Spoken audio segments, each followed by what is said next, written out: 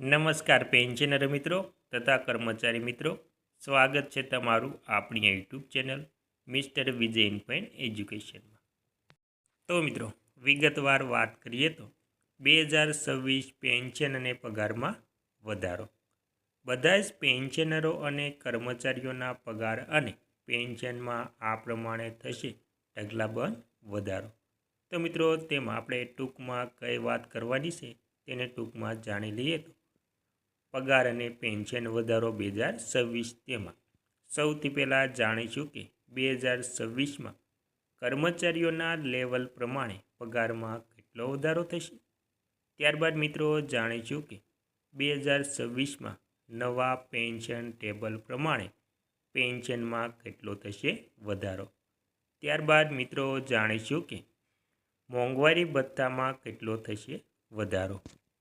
અને મિત્રો ત્યારબાદ વાત કરીશું કે ફિટમેન્ટ ફેક્ટર શું છે, તેમાં કેટલો વધારો થશે। ત્યારબાદ મિત્રો જાણીશું કે પગારની ગણતરી ફિટમેન્ટ ફેક્ટરના આધારે કેવી રીતે કરવામાં આવે છે। ત્યારબાદ મિત્રો આપણે જાણીશું કે 8મા પગાર પંચથી પેન્શન અને પગારમાં કેટલો વધારો જોવા મળશે મિત્રો।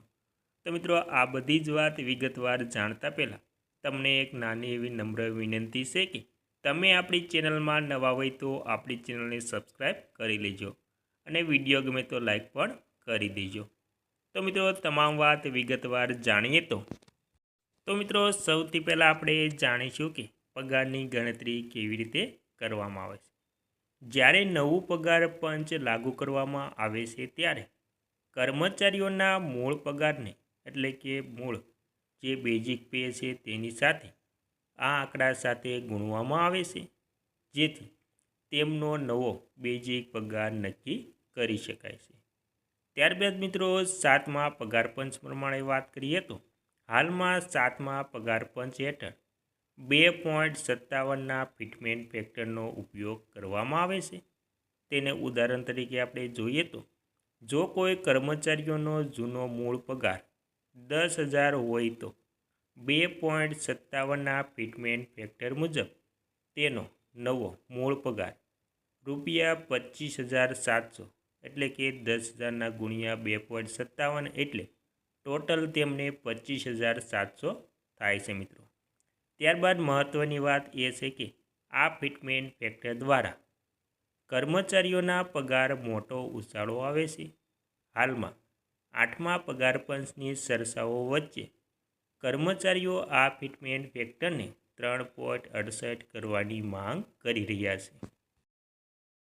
અને મિત્રો હવે ગુજરાત રાજ્યના કર્મચારીઓની વાત કરીએ તો 2026માં કેન્દ્રીય અને રાજ્ય સરકારના કર્મચારીઓ માટે પગાર વધારાના મુખ્ય માહિતી આ પ્રમાણે છે। તેમાં પહેલાં 8મા પગાર પંચ વિશે વાત કરીએ તો વર્ષ 2026માં સરકારી કર્મચારીઓના પગારમાં મોટો વધારાની અપેક્ષા છે, કારણ કે 8મા પગાર પંચ જાન્યુઆરી 2026થી લાગુ કરવાની શક્યતા છે। જો આ પંચ લાગુ થાય છે તો કર્મચારીઓના મૂળ પગાર એટલે કે બેઝિક પે અને ભથ્થામાં મોટો ઉછાળો આવી શકે છે। અને ત્યારબાદ મોંઘવારી ભથ્થાની વાત કરીએ તો જાન્યુઆરી 2026માં મોંઘવારી ભથ્થામાં વધારો થવાની પરંપરાગત પ્રક્રિયા ચાલુ રહેશે, જે સામાન્ય રીતે ગ્રાહક ભાવ સૂચકાંક આંક એટલે કે EICPI પર આધારિત હોય છે। અને મિત્રો ગુજરાત રાજ્યના કર્મચારીઓ વિશે જોઈ લઈએ તો સામાન્ય રીતે કેન્દ્ર સરકાર દ્વારા 8મું પગાર પંચ જાહેર કરવામાં આવ્યા બાદ ગુજરાત સરકાર પણ પોતાના કર્મચારીઓ માટે તેનો અમલ કરવાની જાહેરાત કરતી હોય છે। અને મિત્રો હવે આપણે વિગતવાર 8મા પગાર પંચથી પગારમાં કેટલો વધારો થશે તેની વિગતવાર વાત કરીએ તો મિત્રો કેન્દ્રીય કર્મચારીઓ જેની આતુરતાથી રાહ જોઈ રહ્યા હતા તે 2026ની સાથે જ આતુરતાનો અંત આવ્યો છે અને તેમનું નવું વર્ષ ખુશમાન સાબિત થવાનું છે। ભારત સરકારે 8મા પગાર પંચની અરજી સ્વીકારી લીધી છે અને નવા વર્ષમાં એટલે કે 1 જાન્યુઆરી તે અમલમાં મુકાઈ જશે. એક્સપર્ટનું કહેવું છે કે જે આ 8મું પગાર પંચનું જે ફિટમેન્ટ ફેક્ટર 2.4 થી 3% વચ્ચે હશે. એવું માનવામાં આવી રહ્યું છે કે 8મું પગાર પંચ લાગુ થયા બાદ કેન્દ્રીય કર્મચારીઓના પગારમાં 20 થી 35% સુધીનો વધારો થવાની શક્યતા છે. નવા વર્ષમાં નવા વેતન આયોગથી કેન્દ્ર સરકારના લાખો વર્તમાન કર્મચારીઓ અને પેન્શનરોને ફાયદો થશે. અને મિત્રો ત્યારબાદ વધુમાં વાત કરીએ તો કેન્દ્ર સરકારે ગયા નવેમ્બર 8મા પગાર પંચની અરજીને સ્વીકારી લીધી હતી. સાથે સરકારે આયોગને 18 મહિનાનો સમય આપ્યો છે. આ દરમિયાન આયોગ તેનો રિપોર્ટ સરકારને આપશે. વેતન, ભથ્થું અને પેન્શનની સમીક્ષાનું કામ ઔપચારિક રીતે શરૂ થઈ ગયું છે.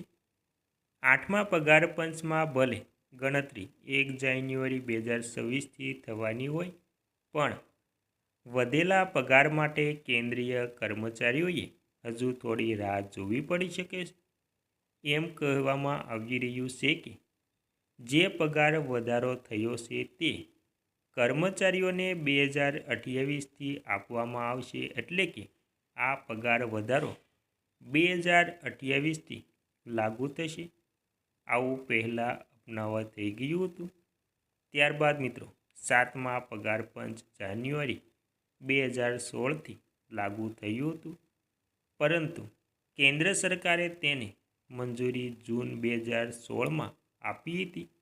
આ મંજૂરી પછી જ એરિયસ પણ આપવામાં આવ્યું હતું. અને મિત્રો એક અંદાજ મુજબ પગારમાં કેટલો વધારો થઈ શકે છે તેની પણ વાત કરીએ તો જોકે સરકારે હજુ સુધી 8મા પગાર પંચમાં કેટલો વધારો થશે તે હજુ જણાવ્યું નથી.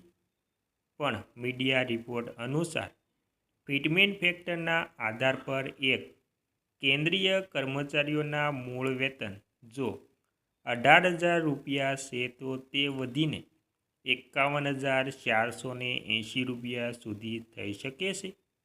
એવું કહેવામાં આવી રહ્યું છે કે કેન્દ્ર સરકાર લગભગ 50 લાખ કર્મચારીઓ અને લગભગ 65 લાખ નિવૃત્ત કર્મચારીઓ આ તમામને આમાં આવરી લેશે. સરકાર દર વર્ષે પગાર પંચ નિમે છે અને કર્મચારીઓના વેતન અને પેન્શનનું મૂલ્યાંકન અને સંશોધન કરે છે.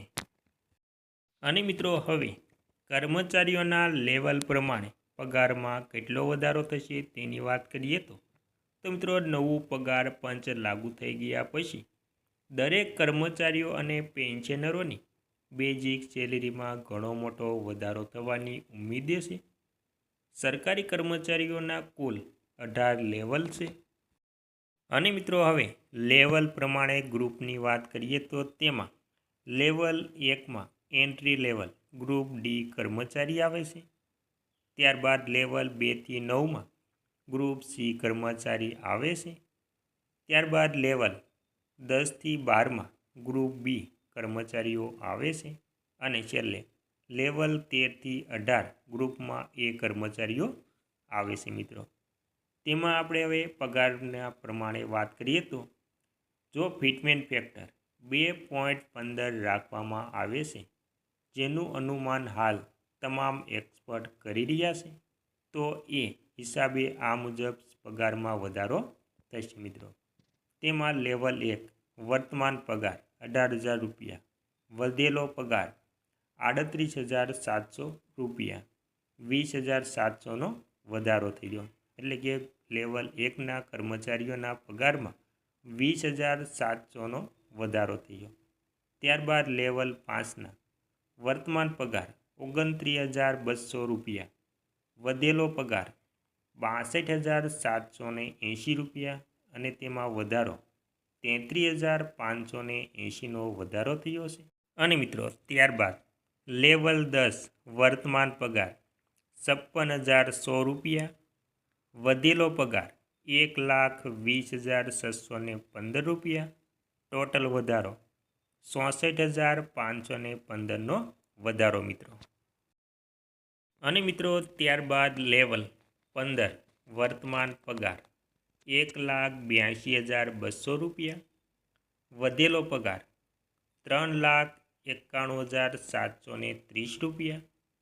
તેમાં ટોટલ વધારો 2,09,530નો વધારો. અને છેલ્લે લેવલ 18ના વાત કરીએ તો લેવલ 18માં વર્તમાન પગાર 2,50,000 રૂપિયા, જે વધેલો પગાર 5,37,500 રૂપિયા. તેમાં ટોટલ વધારો જોઈએ તો 2,09,530નો વધારો મિત્રો.